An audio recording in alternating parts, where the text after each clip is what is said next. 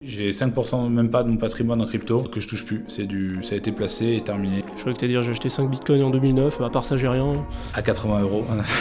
Oui, parce que là, du coup, tu reviens nous voir il y a pas très longtemps, il y a quelques mois. Exactement. Et là, tu craques.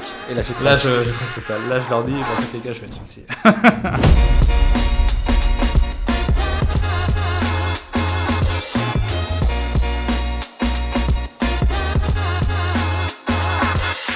Bonjour à tous et bienvenue sur la chaîne Foncière Orion, société qu'on a cofondée avec Antoine qui a pour but de vous permettre d'investir à nos côtés dans l'immobilier sans y consacrer votre temps. Si c'est quelque chose qui vous intéresse, je vous invite à cliquer sur le lien qui est autour de cette vidéo qui vous explique en détail la proposition de valeur qu'on a. Notre chaîne elle a pour but de vous partager notre quotidien d'entrepreneurs, d'investisseurs immobiliers mais surtout du contenu de terrain sans langue de bois et sans filtre, contrairement à ce qu'on peut souvent voir sur internet. Et maintenant on va démarrer notre épisode avec notre invité du jour, Antoine.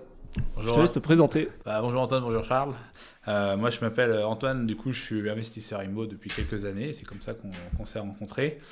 J'ai quelques activités en auto-entrepreneur à côté et surtout la particularité c'est que je suis salarié à plein temps et justement j'ai 0 temps pour investir et donc il fallait que je trouve une solution et c'est ce qui nous a fait nous rencontrer. Ouais. Ok. Et du coup, donc, tu as déjà investi. Si on refait un petit peu ton parcours, avant de parler du futur et du présent, déjà, Ouais. tu fais un peu le passé en raccourci. Ouais, carrément. Tu veux qu'on commence dès le départ, genre comment Naissance, je suis arrivé date à de se dire, naissance, l'heure. Date de naissance 93 pour la meilleure 93, année. attends, non, 93. Ouais, un peu plus jeune. T'es jeune, ouais, t'es plus jeune que moi. Exactement, très très jeune, parce qu'un an c'est quand même... On en fait des choses en un an, on pourra en parler. Non, 93, donc 32 ans, et j'ai commencé à vouloir investir, pour tout vous dire, dès que j'ai eu mon premier CDI, vers 23 ans. Je me suis dit, il faut que je fasse quelque chose de mon argent. J'avais 200 balles par mois, on va dire, d'excédent de trésorerie. Je me suis dit, il faut que je l'investisse, et je me suis tourné naturellement vers la bourse, le PEA. Donc j'avais commencé même, je crois, avec la FDJ qui était rentrée en bourse, tu vois, donc petite anecdote. Et je croyais que tu allais dire que tu avais joué, mais non, tu as acheté des actions. Ah non, Ça va. j'achète des actions, et d'ailleurs, il y a c'est pas pas un longtemps conseil en investissement. Bah non, c'était il y a... 2-3 ans, j'aurais dit la FDJ. Ah non, bien plus, vraiment. J'étais Ah à ouais Paris, hein, donc c'était au moins il y a 8 ans. Putain, Donc, j'aurais dit que c'était il y a pas si longtemps que ça. Ouais, Ok. non, donc j'ai ouvert mon PEA à ce moment-là. Je me suis dit, il fallait prendre date, parce que tu sais, on peut sortir l'argent à partir de 5 ans en étant exonéré d'impôts. Donc j'avais fait ça. Et puis... 2019, voilà. Donc ça fait un petit bout, là. Ouais. Et donc j'avais commencé comme ça. Et derrière, je me suis dit, bah ouais, c'est bien. Mais finalement, c'est long. Donc j'avais comme volonté de vouloir faire plus. Et je me suis fait forcément démarcher par des conseillers en gestionnaire de patrimoine qui voulaient vendre du Pinel. C'était l'époque du Pinel. Et j'avais beau tourner le truc dans tous les sens, je trouvais que c'était pas... alors c'est mon avis personnel, hein, je ne veux pas cracher plus que ça sur le Pinel, mais je trouvais que c'était pas du tout rentable et je pouvais faire mieux.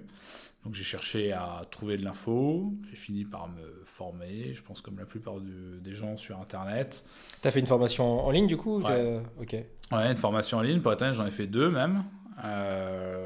Des qui étaient très bien pour commencer, une autre beaucoup plus complète et on a fait la même, je pense, avec Charles Arthur, et qui était vraiment beaucoup plus complète. Et là, je me suis dit, ok, je suis armé, je peux y aller. Donc là, on se retrouve finalement il y a 6 ans, où donc je pars de Paris et j'arrive à Lyon. Et là, je me suis dit, bah vas-y, on y va, j'ai du cash, faut faire un premier invest. Et donc, avec ma femme, on se dit, bah, on va commencer petit, on va commencer studio. Donc vous investissez à 2 du coup. On investit à 2. Alors Dès le d'ailleurs, début. on avait acheté une RP avant, à Lyon, donc un T3 65 mètres carrés, 330 000 € hors frais de notaire. Voilà, et qu'on avait acheté en réflexion en se disant, et on y reviendra je pense plus tard, cher Arthur, mais c'est qu'est-ce qu'on fait si on part de cet appart? Est-ce qu'on le vend, est-ce qu'on le loue, etc. Donc c'était déjà dans la logique. Ouais, exactement. T'avais déjà pensé à l'après en se disant j'achète, mais c'est peut-être pas sûr. Enfin, tu savais Ouais. déjà que ça serait pas la résidence principale de ta vie. C'est ça. Et en disant comment je pourrais sortir de cette situation. Ok. Ouais. Et là, du coup, t'arrives, donc grosso modo, t'as mis un peu d'argent de côté, j'imagine. T'as un PEA, l'achat, on va dire, un peu habituel de résidence principale. Mhm. Et donc là, vous vous dites, faut qu'on achète un bien immobilier, Ouais, faut c'est qu'on ça. se lance à faire de l'investissement. Du coup, ta situation, si t'es pas trop indiscret, t'avais combien de côté, combien de mensualités te demandait Ouais. ta résidence principale, c'était quoi un petit RP, peu, donc pour 330 000 € avec un prêt sur 25 ans. À l'époque, on était à 1,2, 1,3% de taux d'intérêt, donc ça faisait du 1002, en gros, assurance incluse, qu'on a renégocié d'ailleurs dans la foulée. parce que les assurances de banque, on joue le jeu, mais derrière, c'est tellement cher par rapport... Donc, on a renégocié direct. Donc, on était à 1 200 par mois. Et là, on avait largement 1 000 € chacun de côté par mois à investir. Alors, moi, je continuais à mettre sur le PEA. Alice, je lui ai dit, fais-le aussi, parce qu'on a beau être ensemble, c'est bien aussi que tu aies ton petit investissement de côté. Et là, on s'est dit, et il nous restait encore un peu d'excédent, c'est-à-dire que ça, on plaçait, c'était la poche qu'on plaçait, et on s'est dit, le reste, qu'est-ce qu'on en fait? Et avec cette poche-là, au bout d'un moment, on avait quoi? On avait 20-30 000 € de côté. Il y avait 2 choses à faire, le mariage et l'investissement IMO. Donc, on a utilisé une grosse poche pour le mariage, et puis on s'est dit, le reste, on va acheter un petit T2, et nous, on est tous les deux de Saône-et-Loire. Chalon est la ville la plus attractive de Saône-et-Loire. Donc, on s'est dit, on connaît, on maîtrise le secteur. On commence là-bas et petit, un studio. Donc on a acheté un studio à Chalon-sur-Saône qui était affiché 50 000. On fait une visite qui se passe bien. On en refait une deuxième. Et là, je me dis, il était tout meublé, tout prêt. Il était en Airbnb. Et je me dis, vas-y, fais une offre coup de poing, 40 000 €. On y va, quoi. Donc il était déjà exploité. Ouais. Et du coup, tu l'achètes avec de l'antériorité. Un an. Tu savais à combien de revenus à peu près t'attendant. Ouais, exactement. Parce que c'est vrai qu'en cours de durée, des fois, tu fais des prévisions, mais c'est beaucoup moins précis que... Puis à l'époque, j'avais 0 contact en conciergerie, etc. Donc c'était compliqué de se dire, est-ce que c'est vraiment palpable? Est-ce que ce qui me manque, c'est du fake ou pas? Et le gars a été plutôt honnête sur ce sujet. C'est qu'il m'a donné... il m'a imprimé l'historique complet du Airbnb. Ouais, tu as pu récupérer du coup après l'annonce, j'imagine, avec déjà les commentaires établis. Donc ça t'a permis... Je suis allé checker l'annonce pour voir s'il y avait des mauvais commentaires, s'il y avait un loup, etc. Et voilà, du coup on a fait l'offre. On a fait l'offre assez agressive, parce que j'avais proposé 40 000 au lieu de 50. Et ça a fini à 44 000, meubles inclus. Parce que j'ai négocié qu'ils laissent les meubles, à l'intérieur. Okay. Pour combien de mètres carrés du coup il faisait à peu près l'appartement? 35-40, quelque chose comme ça. Ouais, donc un bon prix quand même sur Chalon-sur-Saône. Ouais. Après, c'était une grosse barre HLM, donc des charges un peu plus hautes. C'est pour ça qu'à Chalon, il y a aussi plutôt des bâtiments plus petits avec moins de charges, mais un prix au mètre carré un peu plus intéressant. Après, souvent, quand tu es en Airbnb, pour le coup, l'exploitation, si tu as des charges un peu élevées, notamment le chauffage collectif, ça devient presque une force, en fait, parce que du coup, tu n'as pas à supporter le coût de l'énergie. Et l'un dans l'autre, en fait, tu t'y retrouves quand même plutôt bien sur ces types de biens-là. Ils sont assez propices en fait à l'exploitation Airbnb, alors qu'ils ne sont pas forcément en location longue durée, quoi. Carrément. Et puis là, c'était incroyable parce que j'ai dû prendre un crédit sur 18 ans avec 2 ans de différé. Et on payait... Finalement, le différé, je ne m'en suis pas servi parce qu'il y avait tellement un décalage énorme entre ce que ça nous coûtait et ce que ça nous rapportait que j'ai préféré amortir direct. On devait payer 350, 400 € de mensualité, même pas. Et on avait 1000 balles par mois. Alors après, quand tu enlèves l'électricité, quand tu enlèves Internet, etc., c'était plutôt 800. Puis quand tu enlèves la mensualité, il nous restait entre 400 et 500 € de cash flow net. De cash flow net, quoi. Tu le referais aujourd'hui de couper un différé prématurément? Non, plus avec la stratégie qu'on a là. Peut-être qu'on y reviendra, mais à l'époque, je l'ai fait. Après, en disant, je vais commencer à amortir du capital. Ouais. Oui, parce qu'à terme, et je pense que j'ai bien fait de le faire, parce qu'on l'a revendu, parce qu'il y a eu des soucis dans la copro, et du coup on s'est dit, on voit que ça n'allait pas se régler. Donc on l'a revendu 1 an et demi après, mais pour le coup on l'a très bien revendu, puisque vu qu'on le gérait encore mieux en Airbnb grâce à une conciergerie qu'on avait rencontrée, qui nous a aidé à booster, pour le coup j'ai pu montrer que je le vendais parce qu'on était à quasiment 20% brut, 15% net de renta, c'était monstrueux. Et en fait, on l'a vendu à 10%. C'est-à-dire qu'on a présenté le package, là, si on le vend à tel prix, il est rentable à 10%. Et les gens l'ont acheté tel quel.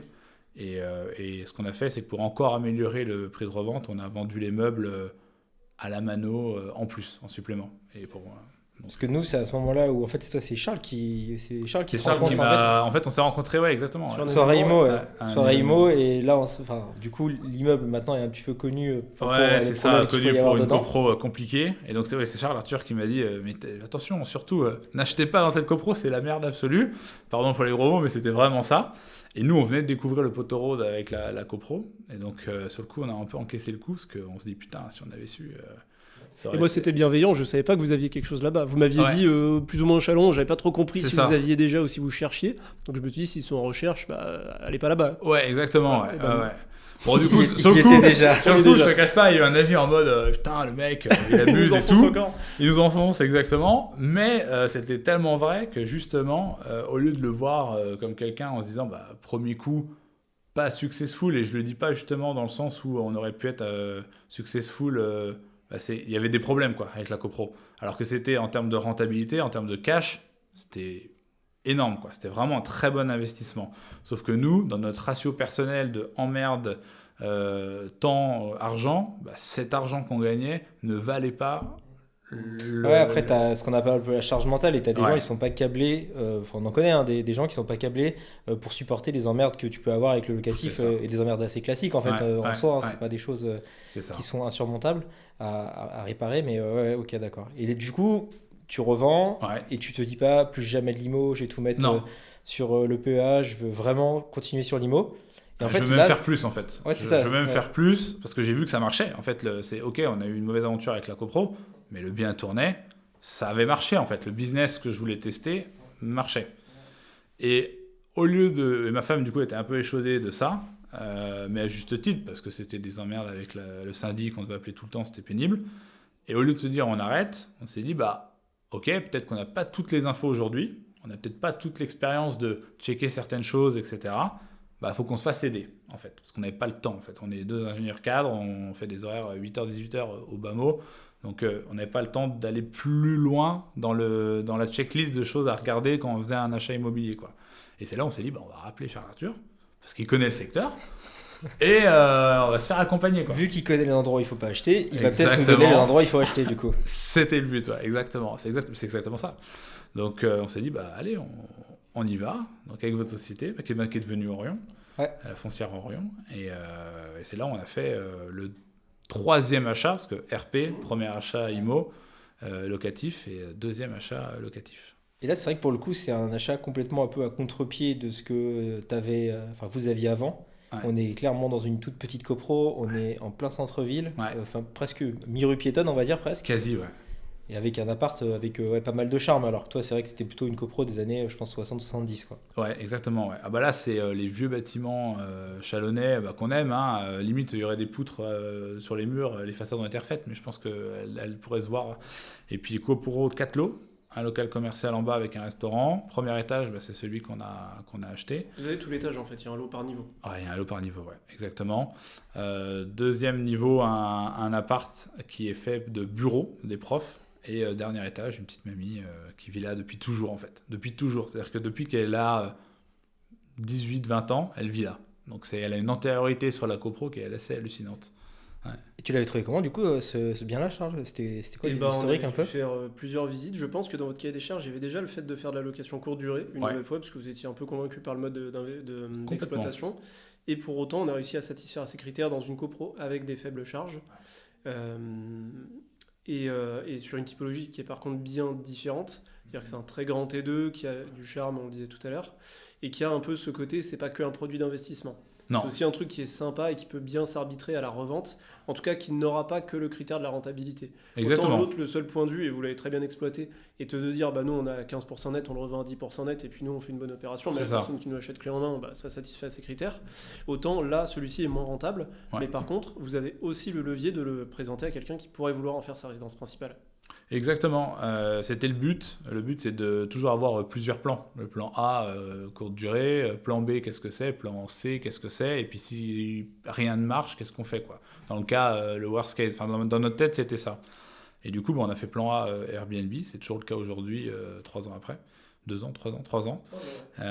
Donc le temps passe vite. Ça marche toujours bien. La petite variante qu'il y a eu, c'est quand même l'électricité, le coût de l'électricité. Qui a bien augmenté. Qui a énormément augmenté. Et on en parlait à midi, mais là, ce week-end, on va faire une analyse de rentabilité entre, est-ce qu'entre Airbnb, où on a toutes nos charges, électricité, Internet, les aléas, parce que des casses, il y en a, des vols, ça arrive. Il y a Aircover qui couvre pas mal de choses, puis les conciergeries sont là aussi pour gérer, mais Airbnb, il se passe toujours quelque chose. Bien, pas bien. Petite anecdote, moi j'ai une mamie qui s'est cassé le col du fémur dans ma baignoire, dans ma douche, en arrachant le pommeau. Donc je reçois un message, nous allons aux urgences, ma femme s'est cassé la gueule dans la douche, on a arraché le pommeau. Bon, bah, entre le temps où ils arrivent aux urgences, heureusement ou malheureusement, le temps aux urgences est long, on a réussi dans la journée à changer le pommeau. Mais ça, fallait le gérer. Donc, tu reçois un coup de fil, tu demandes à quelqu'un de venir, etc. Et à distance, il t'envoie la facture, tu dis oui, non, voilà. C'est vrai que nous, avec Charles, on avait pas mal des Airbnb à une époque, et puis on y est bien revenu, parce qu'en fait, on a jugé que ça valait pas notre temps, en fait.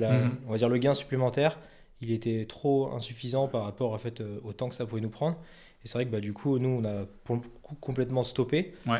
Après, c'est vrai qu'il faut quand même, comme tu le dis, il faut toujours regarder un petit peu ta rentabilité brute. Elle est forcément plus élevée que si tu étais en location longue durée. Mais en fait, analyser un petit peu le delta. Et nous, c'était le cas. En fait, sur un exercice, sur un an complet, on avait fait le point. Et puis en fait, il y avait peut-être 30 € de plus par mois grâce au Airbnb. Enfin, pour 30 €, tu le fais pas, quoi. Donc voilà, c'est un peu ça. Ok. Et toi, c'était un T2. Donc il était assez grand quand même. 60 mètres carrés. Ouais, c'est un beau T2. Ouais. Donc c'est vrai que d'où l'hypothèse où en résidence principale, ça peut vraiment se revendre. Clairement. Dans un endroit quand même qui est plutôt sympa, toujours sur Chalon-sur-Saône, du coup. Ouais.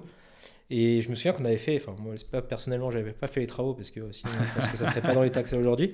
Mais ouais, Charles, toi t'avais géré les travaux, il y avait quoi? Il y avait la cuisine, je me souviens. On avait fait cuisine, peinture, la salle de bain était en bon état. Exactement. Il y a peut-être un peu d'élec, les fenêtres étaient en bon état. Ouais. C'était surtout cuisine, peinture, c'était une petite rénovation. Petite réno, ouais. Mais ça a changé complètement l'appart, c'est-à-dire qu'il était hyper sombre, très sombre. Et en fait là, il est complètement aéré, il est vraiment lumineux.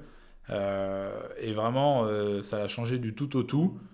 Et je trouve que... Enfin, on l'avait acheté pas si cher que ça. Je crois que c'est 70 et quelques. Ouais, 72, je crois. Pour revenir sur la luminosité, la configuration, en fait, ça fait tout le niveau du bâtiment.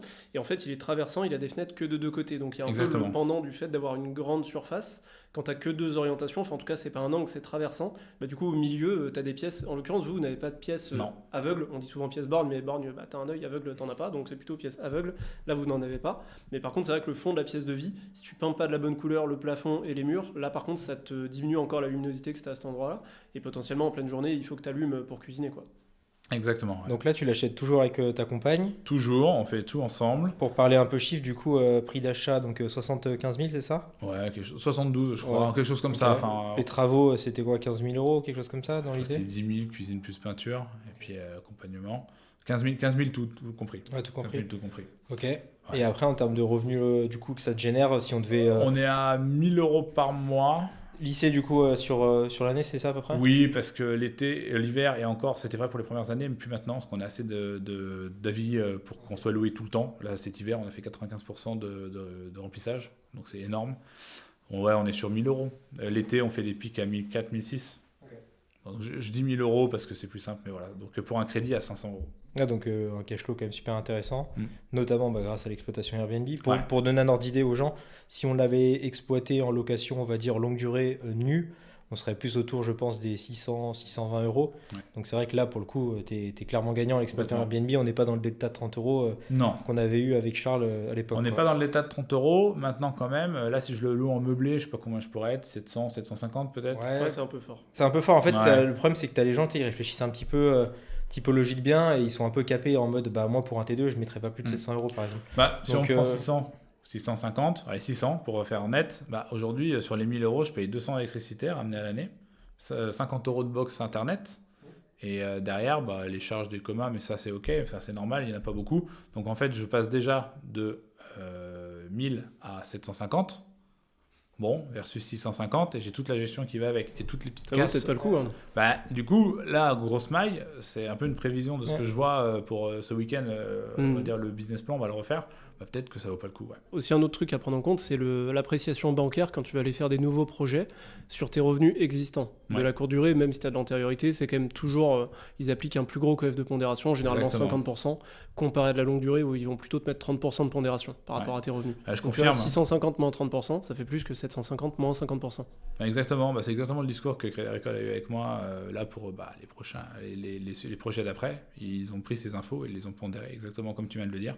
Donc ça peut avoir un intérêt, clairement. Donc là, deux investissements, un premier investissement que tu revends, un deuxième du coup que tu fais, que tu as toujours d'ailleurs. Exactement. Et là, tu nous as contacté pour un truc qu'on fait jamais, chercher une résidence principale sur la région lyonnaise. Et donc là, l'objectif, c'était de quitter votre appartement. Donc vous étiez dans c'est vrai que vous étiez dans un appartement, il y avait un peu de bruit, etc. Il était un peu plus petit. Vous étiez sur une 4 voies. Ouais, mais maintenant à Lyon, ça sera une voie. C'est ça. Elle est en travaux, exactement. Il n'y a plus qu'une demi-voie et c'est tout. Et donc, du coup, l'objectif, c'était de déménager, plutôt aller en première couronne lyonnaise, on va dire, dans un environnement, on va dire, un peu plus calme, posé. mais tout en gardant la proximité avec notre travail et, je me souviens, la proximité des commerces, restaurants, etc. Ouais, exactement.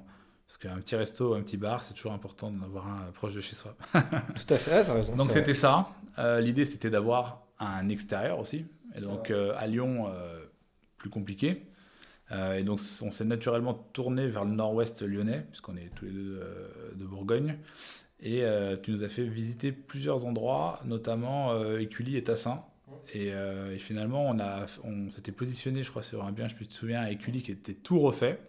Et finalement, ça ne l'a pas fait. Enfin, on avait la négo, ils ne voulaient pas lâcher. C'était une négo très bizarre, en fait, parce qu'il n'y avait même pas 10 000 euros d'écart sur des budgets autour des 480-500 000. 550. C'était absolument rien. Les vendeurs étaient méga pressés de vendre parce qu'ils partaient à l'étranger, ils allaient passer en expat. Ils partaient aux États-Unis dans 2 mois, quoi, même pas. Ils auraient fait de la vente à distance, quoi. C'est ça. Et du coup, ça ne se fait pas. Ouais. Et un peu dans la veine de ce qu'on disait tout à l'heure, en fait, c'est quand ça ne se fait pas, en fait, c'est qu'il y a souvent du coup, un signe. Il ne faut pas forcément forcer. Et là, on trouve un truc quand même plus intéressant à mon sens, notamment financier. Sur le papier, ça faisait peur. C'est-à-dire que tout est à refaire. Alors, à la base, on t'avait dit on veut pas de travaux, parce qu'on veut on veut passer vite, quoi. Et là, tu nous appelles, tu nous dis j'ai trouvé un appart, la rue à côté, donc plus proche même que le centre du Patelin. Et en fait, tout est à refaire, mais tout est sain. C'est-à-dire que c'est des petits papis-mamies qui étaient dedans, 90 ans. Je pense qu'il y en a un des deux qui est parti. Et tu me dis, faut tout refaire. Et en fait, tout refaire, c'est esthétiquement. Donc, peinture, la cuisine, les salles de bain. Mais en soi, c'est de l'esthétique, quoi. Pour vous, c'est pas refaire un plateau, quoi. Et là, on se dit, pourquoi pas tenter un petit coup de fusil. Et surtout, l'agent IMO t'avait bien guidé, je crois, de souvenir. L'agent IMO était vraiment bien. Franchement, Andréane. Ouais, c'est vrai. Andréane était très bien. Et je trouve qu'on avait fait une belle négo. Mais le deal est assez fair parce que les vendeurs ils repartent avec ce qu'ils devaient avoir. C'était une succession. Ça. Et vous, c'est vrai que vous rentrez sur un prix marché qui, je pense, est assez intéressant, notamment du fait que il y a quand même des travaux à faire, donc forcément ça se paye, on va dire. Mais je pense que demain, si vous deviez le revendre, ça serait quand même quelque chose d'assez intéressant en termes d'opération financière. Si on doit parler chiffres, 105 mètres carrés plus 40 de jardin, 2 parkings garage. On est à 440 000, donc ça fait quasiment du 3008 du mètre carré à Écully. On est plutôt dans des 5000 généralement, c'est 4 5 000.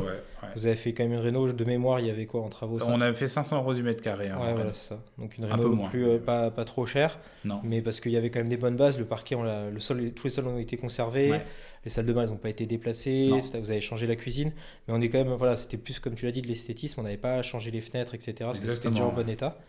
Et du coup, c'est vrai que je me souviens pendant l'opération, c'était posé la question d'essayer de vendre en fait votre résidence principale sur Lyon pour du coup financer celle-ci.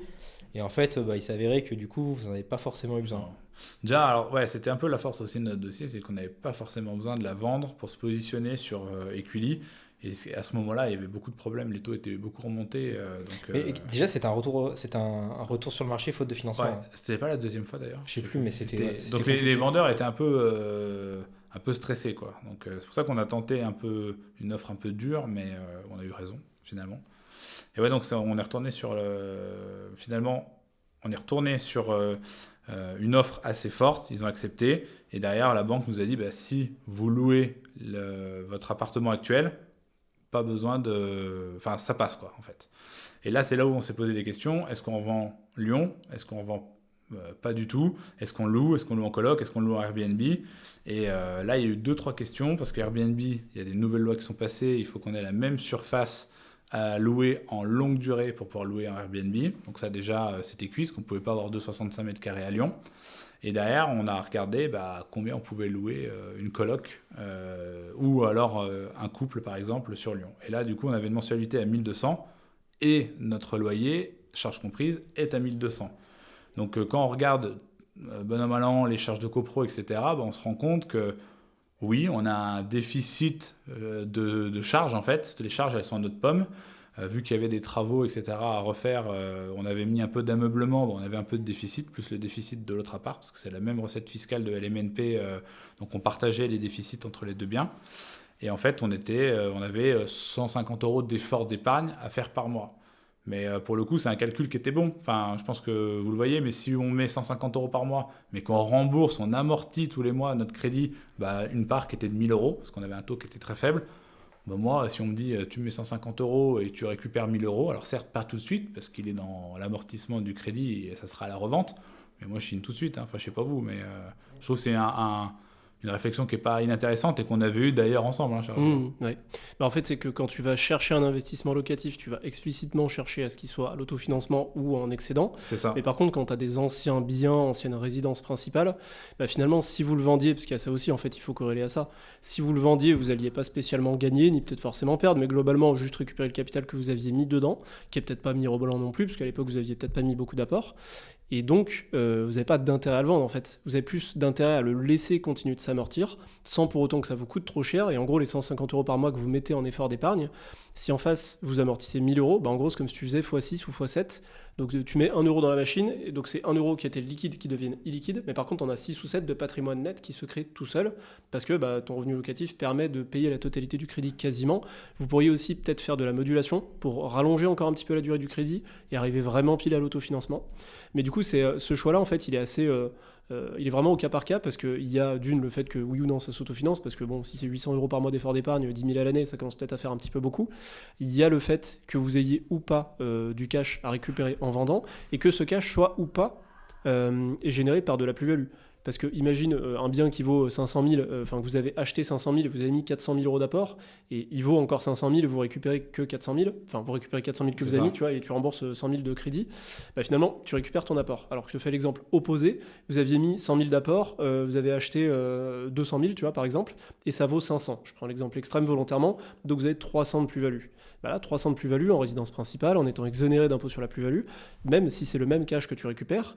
Après, fiscalité, c'est pas du tout le même. Parce que dans le deuxième cas, où tu as fait un gain de 300 000, tu payes 36,2% d'impôt sur la plus-value si c'est ta résidence secondaire. C'est-à-dire, si tu le vends pas maintenant en résidence principale, mais que tu dis, tiens, je vais me mettre en location, puis 1 ou 2 ans après, tu changes d'avis. Et là, tu payes 36,2 et plus parce qu'il y a une surtaxe. Donc, ça va être plutôt 38,40 sur 300 000. Ça fait très mal. Exactement, ouais. Bon, là, ça va, c'était pas le cas, parce que frais de notaire, 25, les travaux, on avait fait de la peinture, 5. Donc, on était en gros à 360 à financer hors rapport. Et là, si on le revendait, on avait fait les estimations, c'était entre 355 et 365. Donc la plus-value, même aujourd'hui, si on le revendait, d'ailleurs les prix, je pense, ont un peu chuté entre-temps, je pense qu'on n'en aurait pas eu. Donc c'est pour ça qu'on s'est dit, on amortit, on rembourse, et puis ça se passe très bien. Ce qu'on a fait, c'est exactement ce que tu as dit, c'est qu'on a stoppé le crédit. C'est une option du crédit. On l'a stoppé pendant 6 mois. Pour faire de la trésorerie, et on a bien fait parce qu'on avait une toiture à payer de la part de Chalon, une révision de toiture. Ça nous a permis de gérer de la trésorerie comme ça, sans surcoût finalement. Ça s'est réimpacté sur les mensualités d'après, mais c'était gérable, quoi. Et ça, les 6 mois, vous pouvez le faire tous les ans dans la banque dont on parle. Tous les ans, 6 mois différés total. C'est pratique. Alors jusqu'à une certaine limite de durée. Il nous avait dit on ne peut pas dépasser 30 ans ou 28 ans, je ne sais plus. En gros, il ne faut pas que ça repousse ton échéance finale de plus de 3 ans. Mais en fait, quand tu es sur des taux faibles, quand tu prends un différé total de 6 mois, tes 2 premières mensualités de reprise, tu payes que des intérêts, et les 4 suivantes, tu payes du capital. Okay. Donc en gros, tu peux faire ça 3 ans et demi avant que tu arrives en butée du décalage. D'accord. En gros, quand tu prends 6 mois de différé total, ça repousse ton échéance de 8 mois. Parce qu'il y en a 2 où tu n'amortis pas, tu payes que des intérêts. Ok. Pour récapituler un petit peu tout ça, tu es à combien de patrimoine brut là, juste avec du coup... Si on prend que l'immobilier, donc résidence principale, du coup, là on va parler que... Après, tu peux ajouter éventuellement le net que j'ai fait de la crypto, sincèrement, c'est pas quelque chose qui m'est... Je voulais pas que ma poche crypto... On va faire juste une petite parenthèse rapide, j'ai 5% même pas de mon patrimoine en crypto. Okay. Que je touche plus, ça a été placé et terminé. Je croyais que tu allais dire j'ai acheté 5 bitcoins en 2009, à part ça j'ai rien. À 80 €. non, mais voilà, j'ai 5% donc j'avais dédié à de la crypto. Maintenant, je l'ai mise, elle évolue avec le temps, j'y touche plus. Je hold, comme on dit, et voilà. Après, bourse, je continue ce qu'on a dit, mais là c'est focus full IMO, full. Ouais, donc ton patrimoine, en fait, tu as quasiment 80% d'IMO, grosso modo, en patrimoine brut, si on devait parler de ça. Même, je pense un peu plus. Ouais. Et du coup, si tu comptes les valorisations, alors bon, ça reste que des valorisations, mais tu reste que des valos. Combien à peu près de patrimoine tu avais déjà fait le calcul? Ouais, on a fait le calcul avec l'appli Finari, j'avais regardé. Le patrimoine est valorisé à 1,2 million. Moi, je pense qu'il surestime. Je pense qu'on est à peine plus d'1 million, mais Voilà, je pense qu'on est en brut, hein, bien sûr, c'est à la banque. En quelques années, en ayant une gestion entre guillemets en bon père de famille, tu n'as pas été tête brûlée à acheter tout ce que tu as pu voir. T'es facilement arrivé à atteindre le million de patrimoine brut. Exactement. En tout cas, si je touche à rien, ça arrivera à un moment. Oui, dans 15-20 ans, je paierai les filles. Non, mais c'est intéressant de voir que parfois, en fait, sur les réseaux sociaux, on voit que en fait, c'est un peu la course à la surenchère en disant pour devenir millionnaire, il faut toujours faire plus. Et en fait, on se rend compte que juste en faisant des achats un peu sensés, sans non plus mettre des objectifs en termes de timing, d'acheter tout le temps, on se rend compte que c'est naturellement assez facile, entre guillemets. Bah oui, bien sûr. Ouais, c'est intéressant. Parce que premier achat, résidence principale, deuxième achat, un investissement immobilier, bon ok, on l'a revendu, mais on en a toujours un qui était à quoi 90 000 €, on a dit l'enveloppe 1. Oui, c'est une enveloppe, mais c'est pas non plus infaisable. Et derrière, on a juste racheté une autre RP et on a transformé notre première RP en locatif. Donc finalement, rien de bien dur. Ouais. Et pour du coup avoir levé entre guillemets donc 1,2 million de patrimoine brut, vous avez déjà fait le calcul de combien d'apports du coup ont été nécessaires à cet objectif? Je peux te le dire. Rapidement, mais c'est intéressant. 30 pour le premier, même pas 10 pour le deuxième. Et 50 pour le dernier. Donc on est à 90 000 €. Ouais, un petit peu moins de 100 000 € du coup pour 1,2 million. Ok, ouais, c'est intéressant. Donc on est même en dessous des 10%, parce que c'était de la RP aussi. On en parlait dans une autre vidéo, mais...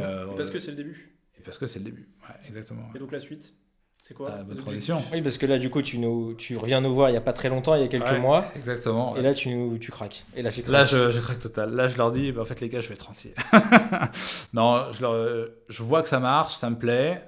J'ai encore moins de temps qu'avant. Et donc, je dis, j'ai plus de cash aussi qu'avant. Parce que la vie fait, la vie professionnelle. Et en gros, je vous dis, je veux faire plus vite. Et je veux professionnaliser tout ça. Et en fait, j'aimerais remplacer mes salaires de moi et ma femme par l'IMO. Concrètement, c'est ça. Donc, je suis venu vous voir, puis vous m'avez posé plein de questions. C'est vrai qu'on a commencé par te demander ta situation professionnelle, voir un peu combien tu pouvais mobiliser d'épargne. Et ensuite, c'est un peu avec Charles que tu as dimensionné en fait, combien il fallait, entre guillemets, acheter d'immobilier pour arriver à la situation financière que tu voudrais. Exactement. Et en corrélation avec l'épargne que tu avais disponible au cours du parcours entre guillemets d'achat que tu vas faire, quoi. Ouais, complètement. Le calcul, Charles m'a dit en gros c'est quoi l'objectif? Et je dis moi ce que je veux c'est gagner 10 000 € par mois pour mon foyer. Donc ça fait 120 000 annuels à peu près. Et du coup il m'a dit ok, mais 120 000 dans ta poche à la fin net d'impôts. Donc si tu rajoutes les impôts, si tu rajoutes les charges, etc., tout ça, il faut que tu tables environ sur 200 000. Et 200 000, toi, tu veux viser quoi comme type de bien? Parce qu'il y a plusieurs types de biens, du plus risqué, mais très rentable. Et encore, en pourcentage, on y reviendra sur ce sujet-là. Ou alors, tu veux du patrimonial, etc., etc. Et moi, je lui dis, j'aimerais viser de l'autofinancement plus, autour de 10% brut, c'est ce qu'on s'était dit. Et donc, du coup, si tu prends 200 000 annuels de revenus, 10% brut, 2 millions. Voilà, c'est comme ça qu'on est arrivé à se dire qu'il fallait 2 millions. Et je lui dis, ok, mais en 2 ans. Sachant que c'est 2 millions d'emprunts, plus une quinzaine de pourcents d'apport en moyenne. Donc un parc à 2,3 millions. Après, on n'est pas à 100 millions près, c'est bizarre de dire comme ça. Mais voilà, pour ton objectif, c'est ça l'ordre d'idée entre 2 millions et 2,5 millions. Exactement. Avec justement un côté où on n'est pas en mode maximiser la renta, comme sur peut-être le premier investissement, et plus sur des choses qui sont aussi passives, parce que à la fin, déjà, si aujourd'hui 2 ou 3 locatifs, c'est déjà beaucoup, à côté de votre vie professionnelle, là on parle de plusieurs dizaines. Exactement, ouais. Oui, parce que là, ça va faire quoi 4-5 immeubles, peut-être un peu plus, en fonction de la taille. De 5 silos à peu près en moyenne. Donc, ça fait 30 lots. Donc voilà, on est obligé de passer par la délégation. Qui dit délégation dit gain de temps, mais perte de rentabilité. Mais après, c'est le prix de la tranquillité aussi, quoi. Donc, je pense que c'était le bon calcul. Et donc, là, on est dans la phase de... Voilà, faut se lancer, quoi. Ouais, du coup, ce qui est rigolo, c'est que tu as créé une chaîne YouTube où on peut suivre un peu tes aventures. Exactement, ouais. Donc, j'invite les gens à aller voir un peu sur ta chaîne de où tu en es aujourd'hui. Ouais. Donc, une belle aventure quand même, On est déjà à quelques abonnés, là. Chaîne YouTube, il suffit de le faire. Mais le message, en fait, il est limpide. C'est-à-dire qu'en fait, il suffit de le faire, quoi. Il suffit de dire, ouais, ok, je le fais, j'avance. Donc, derrière votre écran, vous êtes peut-être en train de vous dire, ouais, mais j'ai pas 300 000 à mettre en cash. Ok. Enlève un zéro. Mais enlève un zéro, ouais, voilà. Ou enlève-en 2, peut-être pas, mais même avec 5 000 € d'apport, tu peux prendre une toute petite surface dans une toute petite ville. Bon, c'est peut-être plus compliqué aujourd'hui, mais Ce que je veux dire, c'est que le message que je voulais faire passer avec cette chaîne YouTube, c'est je retranscris ce que je vis, et en gros, juste faites le premier pas. Allez-y. Et si vous n'avez pas les compétences, faites-vous aider. Enfin, c'est tout ça en fait que je voulais partager dans l'idée de se dire, si ça peut inspirer des gens à passer à l'action, moi je suis pas plus intelligent que qui que ce soit, au contraire, et je pense commencer à bien y arriver, et on va aller jusqu'au bout, quoi. Donc, Non, mais c'est vrai que c'est intéressant de faire ça, parce qu'en plus, t'es pas né héritier, t'as une bonne situation que tu t'es créée par on va dire ton emploi et du coup tes études, mais t'es comme tout le monde entre guillemets à la base. C'est ça. Et c'est vrai que c'est intéressant de voir qu'en fait c'est quelque chose qui est atteignable pour le plus grand nombre. Et ce que tu disais, c'était rigolo, parce que c'est vrai que souvent avec Charles, quand on accompagne des clients, c'est direct, ils ont même pas fait un achat immobilier, mais je pense que j'ai pas l'argent pour. T'as combien? Si t'as 10 000 euros, t'as largement de quoi investir dans l'immobilier. Et c'est mais je vais pas me faire financer. Mais attends, tu t'as même pas essayé. Ouais, t'es même pas allé voir ton banquier pour lui poser la question avant de te dire que c'est pas possible. Il faut quand même un minimum essayer, quoi. Donc c'est vrai que c'est intéressant. Le nom de ta chaîne, moi j'aime bien. Ouais. Je trouve que c'est assez rigolo. T'es abonné? Évidemment que je suis abonné. Merci. Je suis ton premier fan. C'est vrai que vous étiez dans les premiers en plus. Non, mais clairement, je pense que l'idée, c'est que il faut tenter, et puis c'est pas parce que tu as un premier échec qu'en fait c'est fini. Le premier échec, il t'amène au premier succès, quoi. Ça dépend comment tu le vois. C'est un échec sous un certain prisme, mais c'est une réussite sous un autre. C'est l'échec du premier pas, mais du coup tu l'as fait le premier pas. Ça y est, t'as déjà fait le premier pas. Donc en fait, maintenant, faut faire le deuxième. Puis le deuxième, il se passera peut-être mieux. Puis le deuxième, tu vas peut-être prendre de l'élan. Donc le troisième, il ira plus loin. Enfin, en fait, c'est ça, en fait. Je pense que voilà, il y a plein de chaînes d'esprit d'entreprendre qui existent. Mais l'idée, c'est vraiment ça. Et je pense que les gens ont peur, même des fois, de poser la question. Des gens auraient peut-être eu peur de recontacter Charles Arthur en mode tu peux pas nous aider à faire de l'IMO, la première fois on n'a pas réussi, etc. Je pense que c'est ça un peu l'état d'esprit général de quelqu'un qui veut investir, de se dire allez, il faut y aller, quoi, faut tenter. Au niveau de la banque, il y a beaucoup de personnes qui ont peur d'avoir un non, alors que généralement ce que je dis, c'est en fait vous allez rentrer dans un bureau, serrer la main de votre interlocuteur, vous asseoir, parler poliment, resserrer la main en sortant, on va pas se battre, on va pas s'insulter, ça va bien se passer en fait. Enfin, au pire on va dire non et au mieux on va dire oui. Donc au pire on n'a pas plus que ce qu'on avait en entrant, au mieux on a levé des centaines de milliers d'euros. Donc il faut aussi faire un petit peu de quantité en banque au début, surtout pour trouver les bons interlocuteurs, parce que ce qui est vrai dans une banque n'est pas vrai dans une autre. Et ça en fait on s'en rend pas trop compte de l'extérieur, on a l'impression que les banques c'est un peu une institution et c'est un peu figé, ils sont tous pareils, mais absolument pas. Nous, il y a des banques qui peuvent pas nous voir, il y a des banques qui nous adorent, il y en a avec qui on a beaucoup bossé pendant un temps et maintenant plus, d'autres inversement avec qui on n'a pas bossé, rebossé, plus rebossé, enfin il y a de tout. Il y a des politiques qui sont aussi assez contextuelles en fonction de la saison, en fonction de l'année, en fonction de s'ils ont atteint des objectifs, en fonction de la politique. Il y a des réglementations du Haut Comité à stabilité financière. Mais en tout cas, oui, c'est possible de s'endetter, et en France, beaucoup plus que dans d'autres pays, avec l'immobilier locatif. Ouais. Complètement. Enfin là, juste pour faire une parenthèse sur ce que tu viens de dire, aujourd'hui, je suis endetté à peut-être 30%. Je suis allé voir le banquier officiellement pour lui dire je vais prendre 2 millions dans les 2 ans pour mes projets. À aucun moment, il m'a dit non. Il m'a dit comment, c'est quoi le projet, qu'est-ce que vous voulez faire. Donc je lui ai juste dit que j'allais faire 100% d'endettement, parce que là on est à 1 million, 1,2 million, je veux rajouter 2 millions. Ça n'a pas été sa question, ça n'a pas été oui, non. Il m'a juste dit privilégier la société que le nom propre, parce qu'aujourd'hui on est tout en nom propre, et c'est tout. Voilà, c'est terminé, quoi. Ça s'est arrêté là, quoi. Après il sait que j'ai fait des biens, ça s'est bien passé, donc il a peut-être l'antériorité.